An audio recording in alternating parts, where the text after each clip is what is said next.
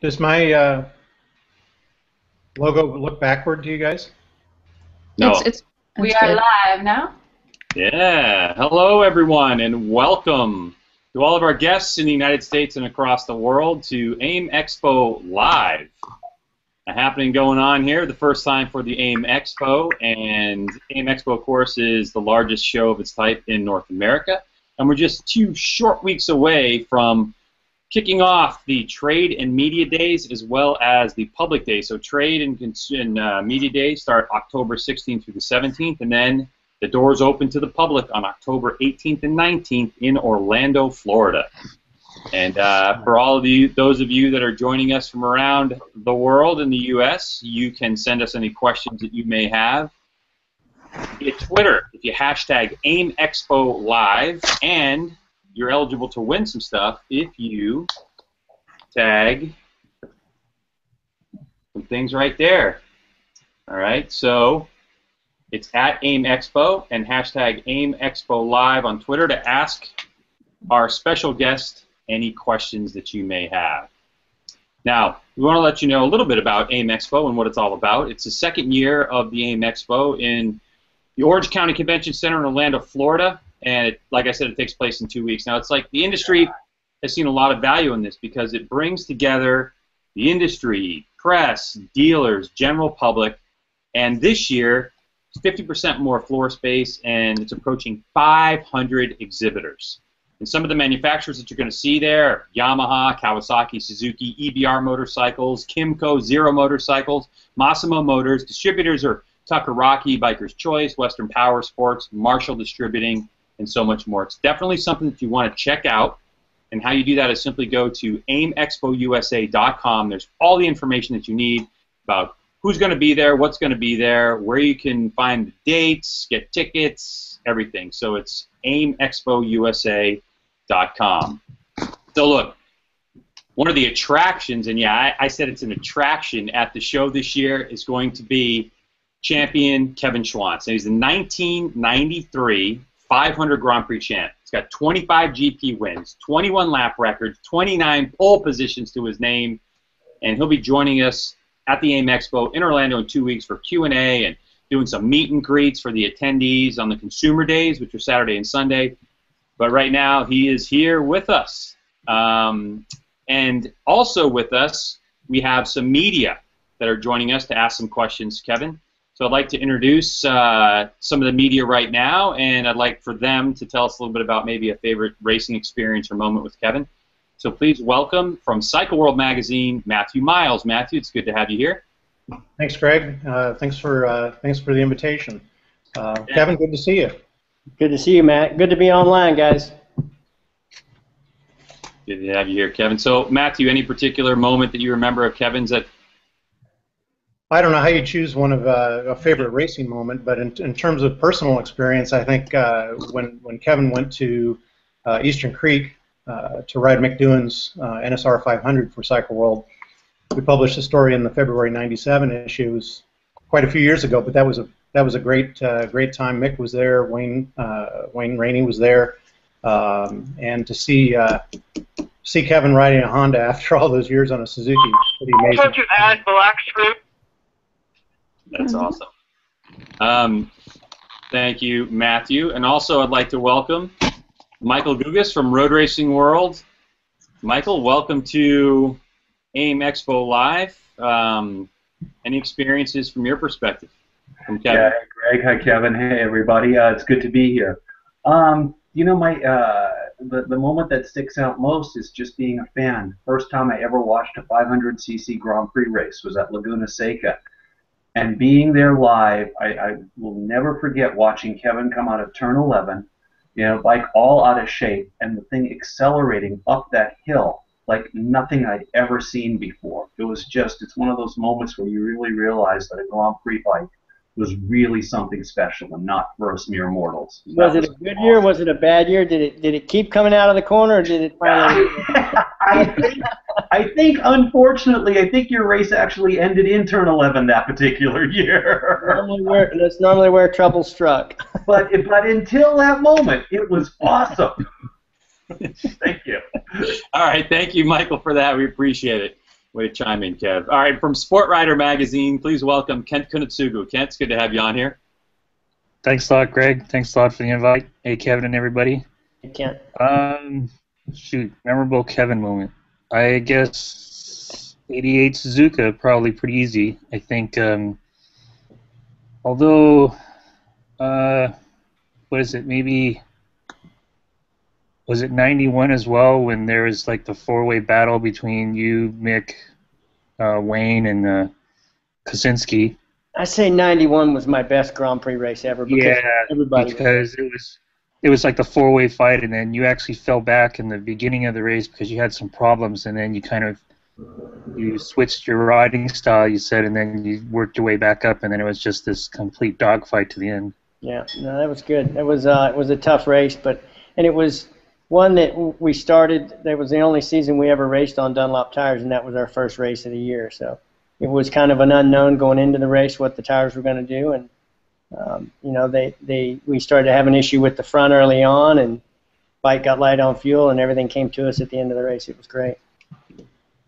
Awesome. Yeah, and I think maybe your 88. I'm just thinking about after the race when you were standing up on the pegs. I think that kind of changed the whole post-race, celebration thing, because before then it was just everybody would be riding along, waving at the fans, hi, hi, and then all of a sudden you stood up on the pegs and were, shaking your fists and, doing all that stuff, and that just changed everything. Yeah. Awesome. All right, thanks, Kent. We'd also like to welcome from Moto USA, Byron Wilson. Byron, welcome to AIM Expo Live. What's going on? Oh, not much. Thanks for the invite, and it's nice to meet you, Kevin. This is Nice to meet you, Byron. This is an awesome experience, and for purely personal reasons, this moment right here is my favorite because I've never had the opportunity to meet you and talk with you, and it's an honor to be here. Thank you very much.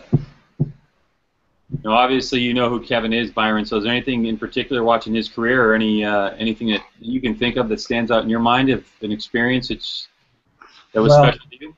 You got to take the low-hanging fruit. I mean, 91 in Germany. It's a legendary finish, and it's an awesome race to play back on the replay. So. Great. I wasn't going to get beat going into the stadium. I may not have made the turn, but I sure wasn't going to get beat to that corner. Whether I was going to make my way through it or not, I didn't know. But yeah, somebody was looking after us there. That's for sure. All right, thanks, Byron. And from Cycle News, Andrea Wilson. Welcome, Andrea. It's great to have you on AIM Expo Live. How are things? Great, Greg. Thanks for having me on here. As far as Kevin racing moments, it was kind of before I was involved in the sport. So I'd have to look at Indy a few years back when he did the exhibition laps on his championship bike, which is pretty awesome. Indy's such a great environment and vibe, and I kind of feel robbed not being around with two-strokes who are out on the racetrack, so it was nice to hear a two-stroke go around the Brickyard. It was fun, definitely a fun day, definitely a good fun ride on a bike that I hadn't been on since I finished that championship year in '93. So it was equally as exciting for me as well. Awesome. And I'm going to add something. My favorite moment, Kevin, I think, of all times is, you might remember this, the Num Bum 24 up in Canada. You remember that particular event? Yeah, that was, with Parker and Bell and Burley and just everybody that was up there. Fredette was there, and Fredette was our lifeline to that one, and he put us on the tires. We didn't have to change a tire all 24 hours. The other guys did, and at the end, Parker ran them down on the last lap, and we won by 30 or 40 seconds. Or no, it was like 2 seconds or 4 seconds or something really, really close. Yeah. So for those that don't know, the Num Bum 24 is an event that was put on in way northern Alberta, Canada, and it was like minus 30-something degrees, and we took a team of Americans up there, and Kevin was one of the guys and raced a Suzuki DRZ 450 and beat all the Canadians. That was 36 hours standing on ice. Because they kept saying, "When are you coming back? When are you coming back?" It's like, we came up here and won the first time. We're not going to come suffer through this again, are we? Done. Finished. All right, Yeah. Kevin, well, since you and I are talking, let's talk about what's been going on nowadays. Let's talk about what you've been up to lately and what you haven't been up to lately. How are things? You know, everything's right now. I feel like construction. I'm a job site superintendent looking after a house that I'm remodeling in Austin. It's a project that's taken a whole lot longer than I really care to talk about. But motorcycle-wise, just excited to be coming to AIM this year. I didn't get to go last year. I had something that conflicted with it, but to be able to go down and, I mean, over 500 exhibitors, having the public there on Saturday and Sunday, I think for us is, you know, it's for me, it's equally as exciting as I think it is for the industry in itself, and all the demo rides and stuff that'll be going on, both on-road and off-road. I think it's going to be great. But riding school that I did since 2001, this year we took a hiatus. We've given Suzuki's and Hondas their motorcycles back, and you know, just going to wait until maybe the industry turns around a little bit further. And I think AIM Expo's helping do that, helping create that excitement about motorcycling again. And you know, some of the unveiling, some of the new products that are coming out, I think creates a special excitement about motorcycles. But you know, we've still got all the people, all the trailer. You know, we got the trailer, we got all the leathers, helmets, boots, and gloves. We can go do school if we want to. We're just looking for support from a manufacturer. And besides that, Suzuki 8-Hour was my big event this year. I went back and rode last year with Team Kageyama, and while I was there last year, Fujio Yoshimura decided that he wanted to have me come back and ride with them this year on kind of a Legends team with my teammate from '86, Satoshi Sugimoto, and Nobuatsu Aoki. And we went and we practiced and we tested, and the race came around, and you know, we qualified in the top 10. So we made it to Super Pole. I did probably the fastest lap I've done since I raced a Grand Prix bike there in '94 in the dry on Saturday afternoon, a 2-minute 10-second flat lap time, which for me, you know, I was really proud of.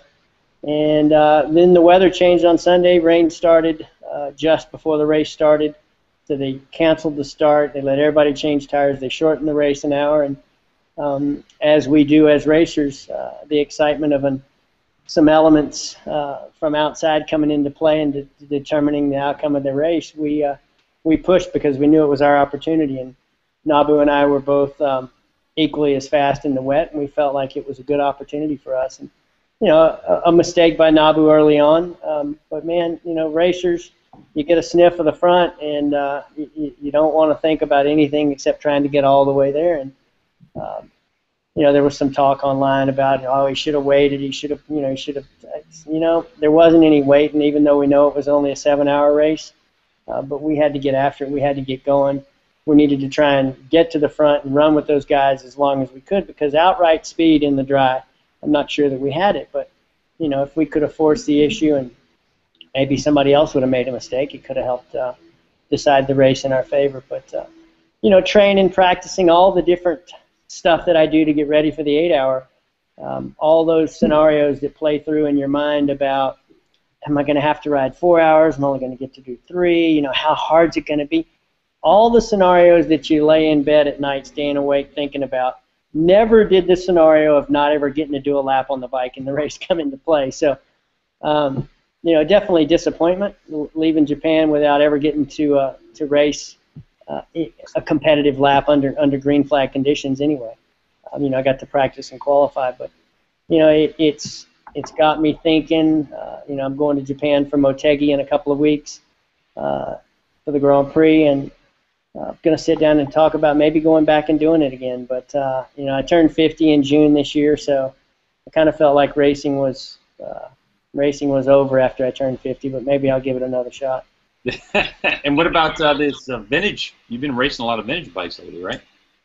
You know, another highlight, low light of my racing endeavors this year. I got to ride a 1950 factory Norton, one of only 2 ever built, and the only one in existence. And right foot shift, left foot brake, right foot shift, left foot brake. reverse shift as well. And Kevin got confused going in, Kevin being me, I got confused going into the chicane one lap, locked up the rear brake, and threw this, this motorcycle of whatever value it might be down the road. Luckily enough, we were able to get it fixed. Ken McIntosh and company went to work on it. We got it fixed. What I did was I didn't let my teammate have any practice. Goodwood's not a difficult track to learn, but no laps at all is definitely a disadvantage. So our Saturday race, the first half of it was my teammate learning the track.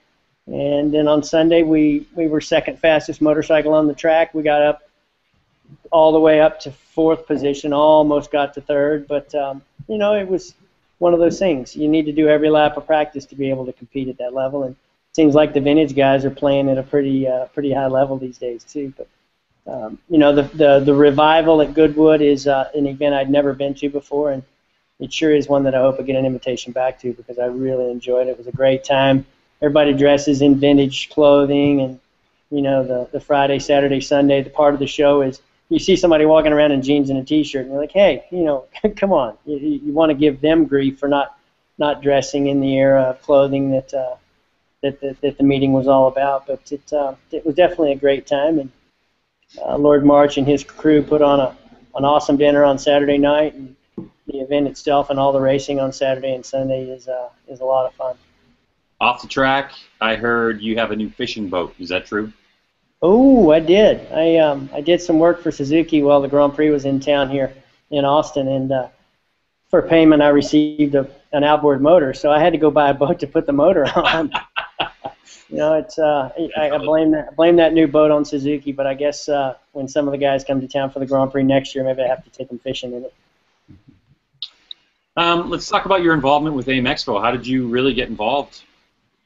I've known the Littles for a long time, and Larry and I have sat down and talked about what the industry needs. Most of the time it's at the end of an indie show or whatever it happened to be, or after a Grand Prix, and it was in the bar, have a beer or two, and just kind of go over things. But funny enough, I bumped into Larry at EICMA 6 years ago. And I was like, hey, what are you doing here? He says, I've got this idea. And I think it might have been some of the early thoughts of it, and he was there to see what it was all about and what the excitement was. And, I'm looking forward to see what he's translated it into for our North American experience. And, everything Larry does, he does to a really high level. And I can only tell by the people that he has assembled and all the vendors that are showing up that this is going to be something that's right up there with most every other little experience that I've been involved with. Yeah, I think you're going to be pleased. I mean, I was the voice of the AIM Expo last year, got to see it in its first year, was there all 5 days, and it was absolutely phenomenal. I mean, the level of conversation, the amount of people that were there, and especially the consumers when they got to show up to see what was there for sale, because they could buy things there and then do all those demo rides, it was a great experience. Yeah. All right, Kevin, well, listen, I think it's time now that I'm going to hand this over to some questions from our panel here, our outstanding, experienced panel. So, who has a question for Kevin? Who wants to chime in with a question for Kevin? I've got one. Kevin, what are your thoughts on the change in American road racing, going from DMG to Moto America, and what do you think the future holds? We'd all as motorcycle aficionados, I think, have to expect whatever the new group does is going to have to be better than DMG, because I don't know that you could do anything any worse. But I have tons of respect for Wayne Rainey. The group he has assembled is working with Chuck and a bunch of the other guys. It's not going to happen overnight. He's got a big job ahead of him. But I've seen the guy compete when I thought I had him by the throat, and that there's no way, no chance he was ever going to show up at a Grand Prix. At least not up in the part of the race that I expected to be in. And to I think my surprise, he was there almost every weekend in every Grand Prix. So this is going to be something that Wayne's going to take to heart, just like he did racing. And he's going to want to turn American road racing into what it used to be, and that is the place that MotoGP and Moto2 and Moto3 teams and World Superbike and World Supersport are looking for their next up-and-coming young talent. So I know we've still got that group of kids in America. That group is always evolving. The 15, 16-year-olds now that need to be getting on, that need to be going overseas. They're still there, and if Wayne can put a series together and a TV package together that meets the standards that everybody's so accustomed to, I think the fans will come back to it. The television will get the coverage that we need, and as media, you guys have done everything that you possibly can to try and help DMG, but at the same time, I don't know the perfect description for it, but I'm glad Wayne's doing what he's doing. I think he'll do a great job. Let me chime in here. Go ahead, Andrea. Oh, I'm done. Okay, let me chime in here. As far as the race bikes and the classes themselves, is there anything that you'd like to see specifically done differently than the prior era? Is there any new bikes, new classes, that sort of thing that you've thought about that AMA road racing needs at this point? I haven't been called on to give my advice. I think I'm set that, maybe we need some classes that are manufacturer specific. Maybe there's a certain manufacturer out there that builds a certain bike that suits that group of kids that we need to get a look at younger than 16 when they can have their, then they can actually get their professional license, or even right at 16. So, I don't know that a 600, we've done everything with 600s that we can. We've got a, Daytona Sport Bike, we've got Super Sport, we got everything down. You can only stay in one class for a certain amount of time, but what it needs more than anything is manufacturer support, and I think DMG had done a good enough job of stepping on enough toes that the manufacturers just weren't excited. That's the most polite way I can think of stepping on toes, or kicking them somewhere.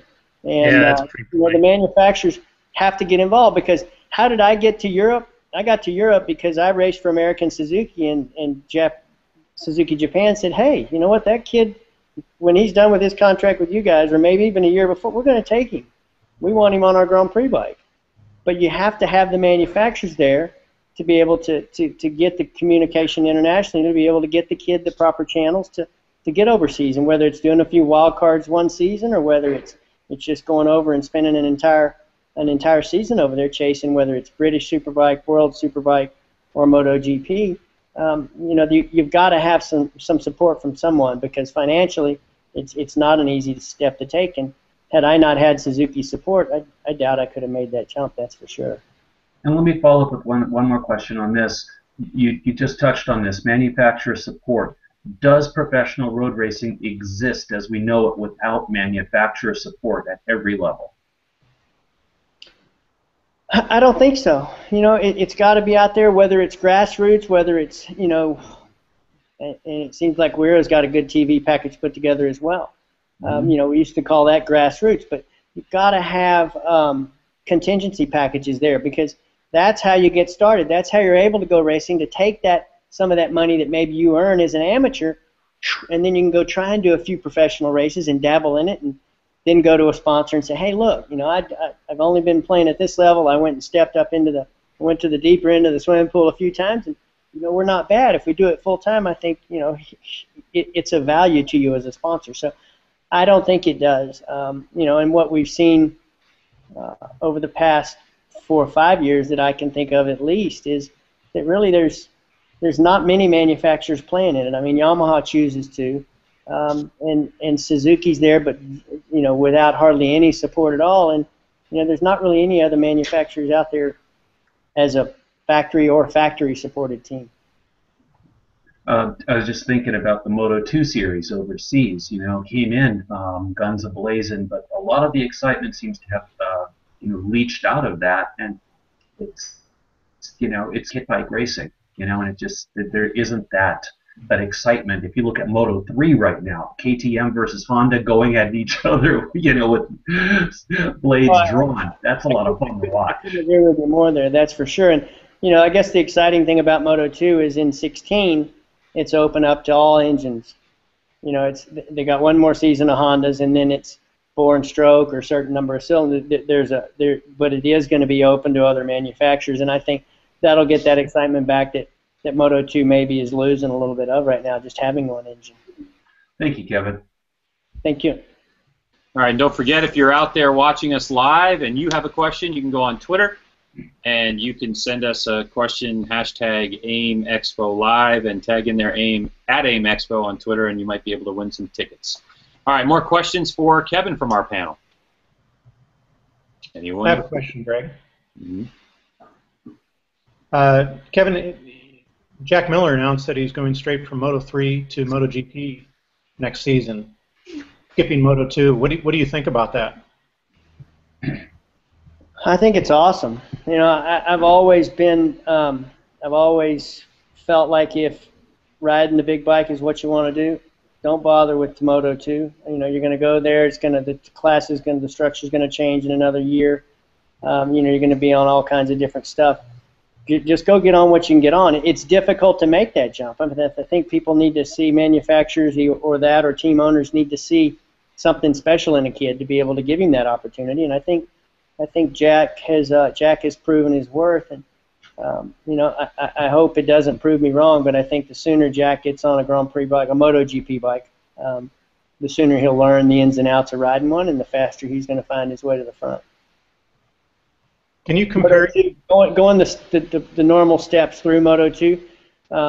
Yeah, I think Marquez has shown that that's definitely a possibility. But you know, I think for the average person to get on one and learn, it's going to take a year to learn. He's going to LCR Honda, where Cal Crutchlow will be, so I have someone good to base his results off of. He'll have someone to maybe go ask some questions of. I'm not sure how much Cal's going to want to help Jack, because I think Jack's going to be up to speed pretty quick, and you know, it'd be a tough position as a senior rider in a team to be able to be told, you know what, help this kid every way you can. It's like, I'm going to help him, all right. I'm going to take him out Saturday night and forget him at the bar. But yeah, that would never happen. Come on. Actually, the first teammate I had that really gave me any grief on the track was Barros, and next thing you knew, he was gone. He went somewhere else, and then Beatty showed up. When Beatty beat me in Japan in the wet, I said, you know what, it's your turn. You can have this team. I'm done. So. All right, any other questions for Kevin right now? Sure. Yeah, I got one. Go ahead, Ken. Oh, Kevin, you had a chance to ride the new GSX-R MotoGP bike. What did you think of it, and what do you think of Suzuki's, you know, chances, I guess, in the next couple of years when they starting next year? You know, I rode the bike for either 10 or 12 laps, I forget, at COTA on Tuesday and Wednesday after the Grand Prix here at Circuit of the Americas. Yeah, I mean, did it seem like an awesome bike? Yeah, it did. But what I had been riding all morning was basically a stock GSX-R that Yosh had done a little bit of work to as far as suspension and put some slicks on it for me.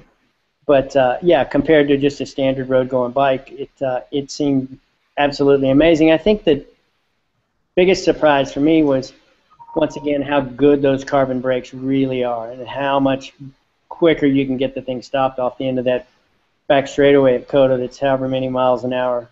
I think just a touch over 200 miles an hour on a Grand Prix bike. But I see some photos of myself after I've ridden the bike, and everywhere I looked at pictures, the front wheel's about 8 inches in the air, 6 inches in the air, and I thought, I don't remember the bike wheelie in there. And the electronics have gotten so good on it that as the front wheel starts to come up, it senses that and stops the thing going any further with a wheelie. You know, I didn't ride it long enough or hard enough to be able to tell what the electronics do as far as traction control and things like that. But, you know, the bike, with the exception of just putting it in the wrong place on the racetrack, at the speeds that I went on it, it seemed like it, you know, it was awesome. I mean, it turned back on itself. It liked staying on its side for a long time, which typically the Suzukis that I rode, you know, a simple 90-degree turn was about all they liked to do. If you had a big, long corner where the bike had to turn back on itself, maybe 180 degrees, about halfway around that long corner, the bike would really start to run wide. The only way to finish the corner then was with the throttle. So Suzuki's as capable as anybody of building a Grand Prix bike. My concern is that they built this bike, they tested it 2 years ago in Barcelona. They were less than a second off the pace of what everybody done after racing there and being there all weekend. Suzuki just tested on Monday, was within 3/4 of a second. This year they go back, do the same test, same track. They're 2.5 seconds off the pace. They need the sooner that they can get to racing, the less that deficit is going to continue to grow. Even waiting through Japan, Australia, everything else that's got to come before they actually get to race in Valencia, they're once again still losing ground. My take is they should be at the Japanese Grand Prix in a couple of weeks with a wild card entry. Racing is what they need to do, and it's just going to take time. Is it a year? Is it a two-year effort to be able to find the front or get close to the front again? As restricted as you are on testing, I'm not sure. I know the engineers at Suzuki. I know how capable they are, and I wish them the best because they got a tough road ahead of them. What do you think of your rider picks, Maverick Vinales and Aleix Espargaro? I was thinking they were both really, really young kids, but I read the other day Alex is 25. He's got 3 years of MotoGP racing under his belt. So I guess he does have a bit more experience than Maverick Vinales, and I don't know that there's two more enthusiastic go-getters out there. Spare parts might be an issue. I hope that's not necessarily the case because you normally get two kids together who want to try and race it.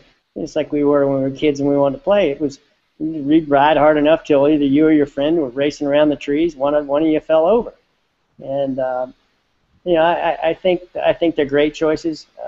I just hope Suzuki doesn't look at it as they want to see some results by the end of next year or the year after. I think they need to look at this long term and realize the commitment to go Grand Prix racing isn't easy, and catching up with the tuning forks and Honda are not going to be easy.